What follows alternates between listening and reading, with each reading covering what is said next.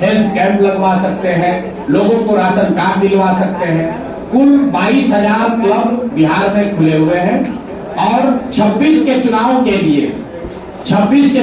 लिए करीब 8,500 बच्चों ने अपना आवेदन रजिस्ट्रेशन पूरा किया है, जिनको जन सुराज की ओर से प्रशिक्षण, प्रचार प्रसार की सामग्री और सुझाव, चुनाव लड़ने का तरीका ये बताया जा रहा है। अभी 5 दिन पहले भी मैंने एक कार्यशाला आयोजित की थी, जिसमें 800 से ज्यादा ऐसे बच्चे जो अगली बार मुखिया, सरपंच, वार्ड का चुनाव लड़ना चाहते हैं, वो जन सुराज से जुड़कर वो काम कर रहे हैं।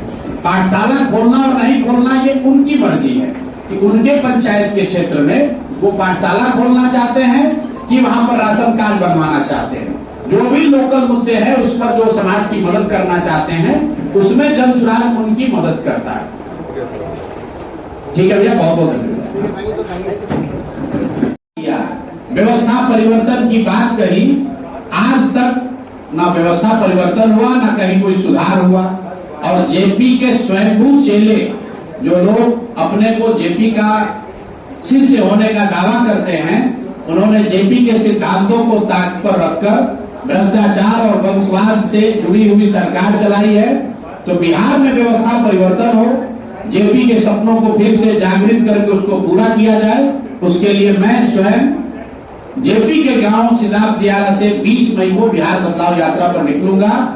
और उसमें लक्ष्य है कि 120 दिन में बिना घर वापस गए 120 दिन में 240 विधानसभा, उन विधानसभाओं के प्रखंड, गांव, पंचायत में जहां तक हो सके वो गाड़ी से पहुंचा जाए, लोगों को ये बात बताई जाए।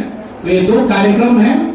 आज जो उद्घोष का कार्यक्रम था उसका मैंने आपको उद्देश्य बता दिया, और आगे जो 2 कार्यक्रम जन सुराज के हैं उसके बारे में बता दिया। अब आपके जो अगर कोई सवाल है तो आप सवाल कर सकते हैं। मंच पर मेरे जो साथी बैठे हुए हैं, आप चाहे तो इनसे भी सवाल कर सकते हैं। बहुत सारे मुद्दों पर मेरे से इनकी समझ, इनकी जानकारी बहुत बेहतर है। तो मेरा आपसे सुझाव होगा कि अगर आपको कोई सवाल इनमें से किसी साथी से करना है तो इन साथियों से भी आप सवाल कर सकते हैं। बहुत बहुत धन्यवाद।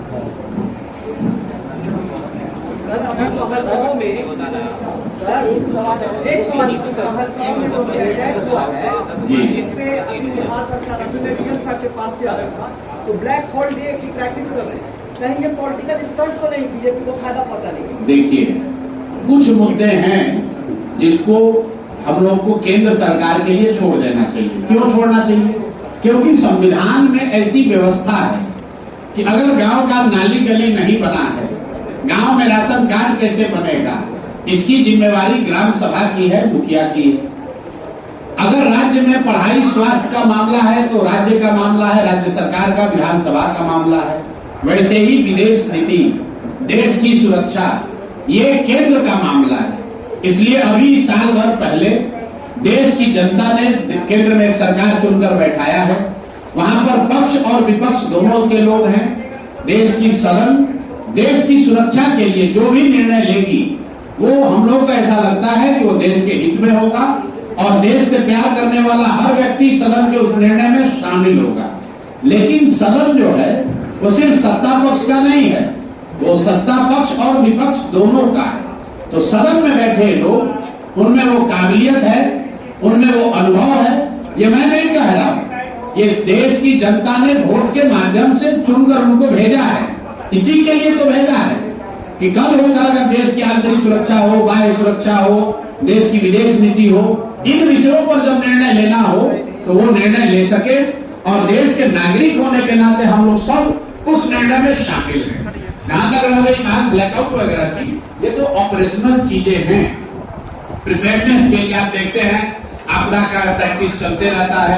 तो अगर इस तरह की कुछ प्रैक्टिस चल रही है तो उसको करने में नागरिक होने के नाते हम सबको उसमें कोऑपरेट करना चाहिए। न उसका कोई राजनीतिक कारण है, न उसको बनाया जाना चाहिए। जो नागरिक होने के नाते आपकी हमारी जिम्मेवारी है देश के प्रति, उसके प्रति सचेत रहना चाहिए। जो भी सरकार और सदन तय करेगी हम लोग उसके साथ खड़े होंगे, देश के साथ खड़े होंगे। लाख रुपए की जो बात की थी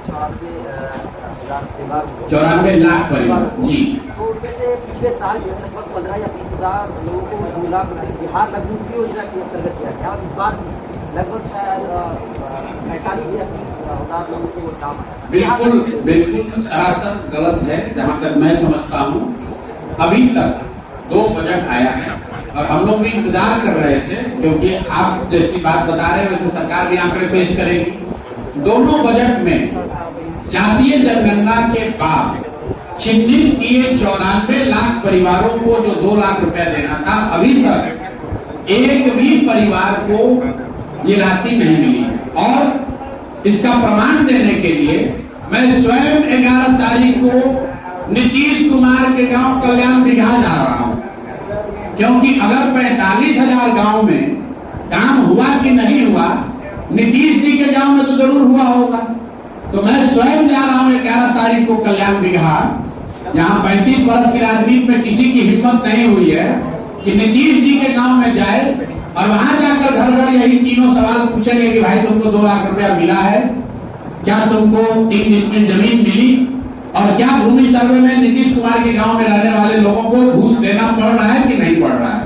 ये तीनों चीज की जानकारी 11 तारीख को लेने के लिए हम खुद जा रहे हैं कल्याण बिघा, और वहां करीब 2500 की आबादी है, 500 परिवार 500 550 परिवार रहते हैं। हर परिवार के पास जाऊंगा और ये सवाल पूछूंगा, मीडिया के मित्र भी रहेंगे तो आपको पता चल जाएगा कि कल्याण बिघा में भी ये मिला कि नहीं मिला। अगर अररिया के किसी गांव में नहीं मिला तो सरकार कहेगी भाई अभी योजना का पैसा आ रहा है, लेकिन नीतीश बाबू के गांव में तो मिलना ही चाहिए।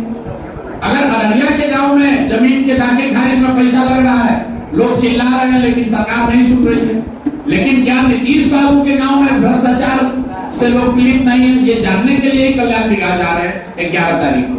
सर सीए एनआरसी पे आप पहले लीडर थे, फ्रंट पे आ गई इसका कॉम्बो बहुत खतरनाक है और नीतीश कुमार को ये चीज इम्प्लीमेंट बिहार में नहीं होने देनी चाहिए। तो अगर जन स्वराज की सरकार आती है तो वक्त के लेकर क्या ऐसा प्रोविजन है जिसपे आप रोक लगा सकते हैं बिहार में एटलीस्ट? मेरे भाई, वक्त का जो कानून बनाया गया है, मैं मुसलमान भाइयों को इतना ही कहूंगा कि आपको बिल्कुल इस पर घबराने की जरूरत नहीं है।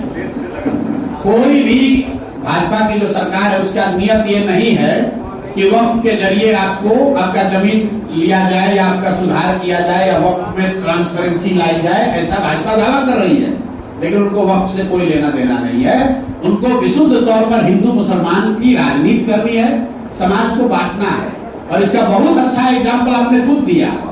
सीए एनआरसी का जब कानून बना तो भाजपाइयों ने कहा कि ये इसलिए लाया गया है कि बाहर से आए हुए मुस्लिम घुसपैठियों को हटाया जाएगा चिन्हित करके। जब लोगों ने कहा भाई ऐसा क्यों कर रहे हो, तो कहा ना, जो हिंदू शरणार्थी बाहर रह रहे हैं बांग्लादेश में, पाकिस्तान में, अफगानिस्तान में, उनको बड़ा कष्ट हो रहा है, उनको यहाँ लाकर नागरिकता दी जाएगी।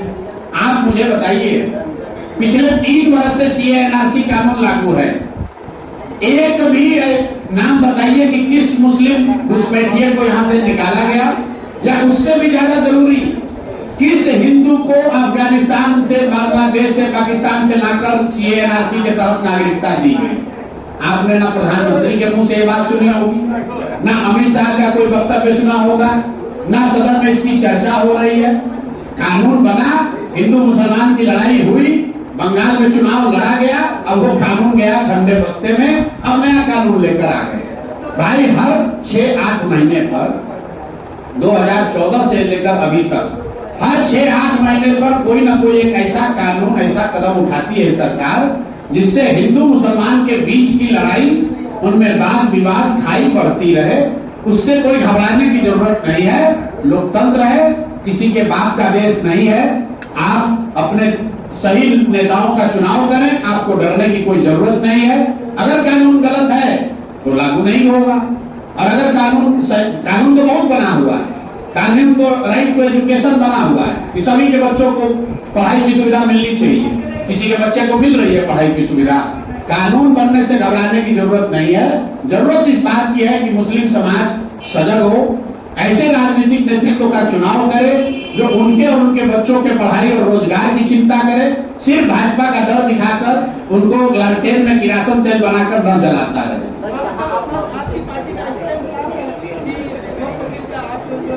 बिल्कुल बिल्कुल उसके विरोध में है, एक बार नहीं 100 बार बोल चुके हैं, लेकिन आप लोग वक्त कर बार बार चर्चा करके मुस्लिम समाज का नुकसान कर रहे हैं।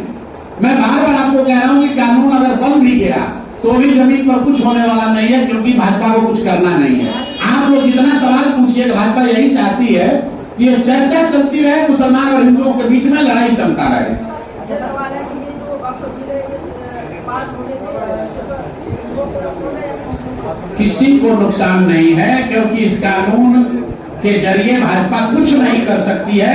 ये राज्य सरकार का मामला है, जो जमीन का मामला है, राजस्व का मामला है, ज्यादातर जगहों पर वो राज्य सरकार का मामला है। आप लोग क्यों घबरा रहे हैं? बेकार समाज को डरवा रहे हैं आप लोग। मैंने आपको पहले एग्जाम्पल देकर बता दिया कि सीए एनआरसी के तहत किसको अभी यहाँ देश से निकाला गया। सीए एनआरसी के तहत कितने लोग अररिया पूर्णिया से किशनगंज से निकाले गए हैं बताइए। अरे भैया, इनका कोई हिम्मत नहीं है, ये खाली कानून बनाते हैं इसलिए कि आप डरिए और डर के आपस में चर्चा करते रहिए। अब आप लोग भी वक्त किए जा रहे हैं, और कोई आके खड़ा होकर वक्त के खिलाफ बोलेगा, मुसलमान लोग समझेंगे कि यही हमारा नया रहनुमा है। बिल्कुल इस कानून पर कोई बात करने की जरूरत नहीं है। केंद्र में उनकी बहुमत, उन्होंने सरकार कानून बना दिया। ये राज्य सरकार का मामला है, राज्य में बढ़िया सरकार रहेगी, आपको कुछ डरने की जरूरत नहीं है।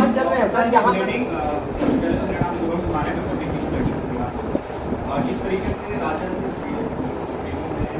तेजस्वी यादव आरोप लगाते हैं कि आप भाजपा की भी पार्टी है, इस तरीके से अभी तक अररिया में आपने जनसभा की है या स्टार पार्टी की है, तो कहीं ना कहीं मुस्लिम और यादव को दिखाने के लिए किया, उसमें क्या मतलब तेजस्वी यादव की क्या पहचान है भैया? तेजस्वी यादव हमको कौन है सर्टिफिकेट देने वाले? तेजस्वी यादव हमको सर्टिफिकेट देने वाले कब से बन गए भाई? तेजस्वी यादव तो मुसलमानों के रहनुमा हैं। पिछले 30-35 साल से मुसलमान तेजस्वी यादव और उनके पिताजी के पार्टी को वोट देता रहा है। तो फिर सीमांचल के कितने मुसलमानों के बच्चे आज पढ़ लिख कर होशियार हो गए? सीमांचल के मुसलमानों की स्थिति आज इतनी खराब क्यों है? आप बताइए कि सीमांचल के मुसलमान, हर मुसलमान परिवार से बच्चे क्यों 10,000 रुपए की मजदूरी करने के लिए बाहर जा रहे हैं? तेजस्वी यादव को, लालू यादव को किसने रोका था कि हम मुसलमानों के लिए यूनिवर्सिटी बना देते, पढ़ाई की व्यवस्था कर देते? जो लालू जी 15 साल रहे मुख्यमंत्री, उनके लड़के 3 बरस रहे उप मुख्यमंत्री, सीमांचल में मुसलमानों के लिए उन्होंने क्या किया है ये बता दीजिए। कितने उनके विधायक बने हैं मुसलमानों के, ये बता दो। यहीं पर कटिहार एक जिला है, आप अभी कितने दिन से पत्रकारिता करते हैं तो नहीं मालूम है, लेकिन पूरे बिहार में सबसे ज्यादा मुस्लिम कटिहार जिला में रहते हैं। संख्या के हिसाब से सबसे बड़ी आबादी मुसलमानों की कटिहार में है। पिछले 30 वर्ष में बिहार के उस डिस्ट्रिक्ट में जहां पर सबसे ज्यादा मुसलमान रहते हैं, आरजेडी ने, राजद ने एक भी मुसलमान को टिकट नहीं दिया। अगर दिया होगा तो लाके हमको दिखा दीजिएगा। आप कहते हैं कि भाई मुसलमान को खाली भाजपा का डर दिखाकर यहां बैठे मुसलमानों को भी ये खुली चुनौती दे रहा हूं। कटिहार जैसे जिले में जहां मुसलमानों की सबसे बड़ी आबादी रहती है, आज तक राजद ने पिछले 30 वर्ष में किसी भी मुसलमान को टिकट नहीं दिया है। और आप मुसलमानों की हकदारी की बात करते हैं, तो भाई विकास तुमने किया नहीं, भागीदारी तुमने दी नहीं, अब ये सारे सीटों पर भाजपा वाले जीते हैं सो अलग।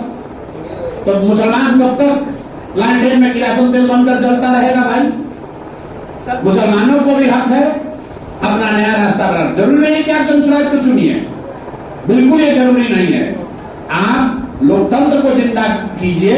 मुसलमानों से मैं इतना ही अपील करूंगा कि आप राजनीतिक बंधुआ मजदूर मत बनिए, जहां लोग जानते हैं कि सब जाएगा कहां। आपको जनसुराज नहीं पसंद है, किसी निर्दलीय को दीजिए, लेकिन अगर किसी का बंधुआ मजदूरी करते रहिएगा तो कभी भी आपके इलाके में, आपके बच्चों के लिए, आपके समाज का भला नहीं होगा। सर एक फीडबैक अररिया के लिए, अररिया में आपके लिए बहुत पॉजिटिव वाइब्रेशन तो है, क्योंकि आप नई पार्टी है, लोग ईद की तरह देख रहे हैं। 3 कैंडिडेट आपके पीछे है। सर कैंडिडेट का निर्णय कब तक होगा? अली रिजा साहब है, फैसल साहब है, फरद मैम को मैं देख पा रहा हूँ। कैंडिडेट कौन है ये तो यहाँ की जनता बताएगी। आप ही यहाँ के रहते तो हम आप एक वोट दीजिए इनके पक्ष में, क्योंकि जनसुराज कोई राजद तो है नहीं जहां पर पैसा लेके जाइएगा झोला पर टिकट मिल जाएगा, ऐसा लोग करते हैं।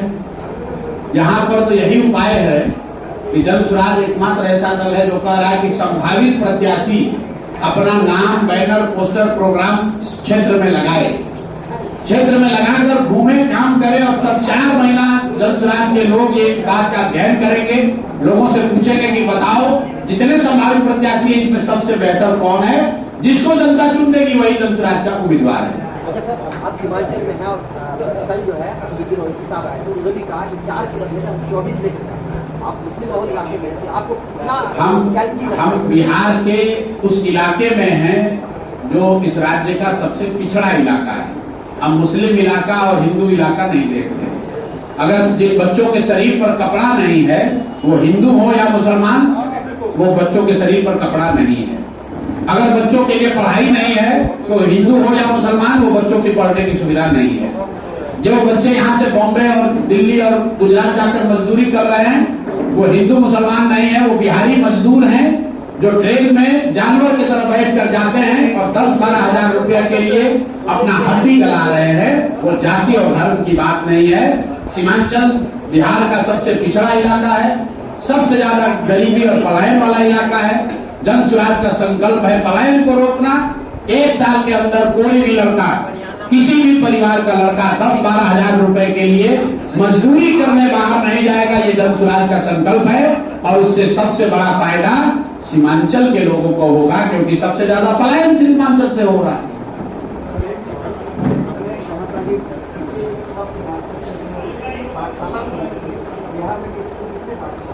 पीके यूथ क्लब के जरिए 1 लाख यूथ क्लब खोलने की परियोजना शुरू की गई, जिसमें यह कहा गया कि वो बच्चे जो राजनीति करना चाहते हैं, पाठशाला खोलने के लिए पीके यूथ क्लब नहीं बना है, जो लोग राजनीति करना चाहते हैं, जिनके पिताजी विधायक मंत्री नहीं हैं, जिनके बाबूजी बहुत पैसे वाले नहीं हैं, लेकिन वो बच्चे राजनीति करना चाहते हैं, खासकर पंचायती राज की जो त्रिस्तरीय व्यवस्था है उसके जरिए अपनी पहचान बनाकर आगे बढ़ना चाहते हैं, वो लोग क्लब के जरिए जनसुराज से जुड़ेंगे और उनको ये सुविधा दी जाएगी कि अगर वो चाहें तो अपने इलाके में गरीब बच्चों के पढ़ाने की व्यवस्था कर सकते हैं।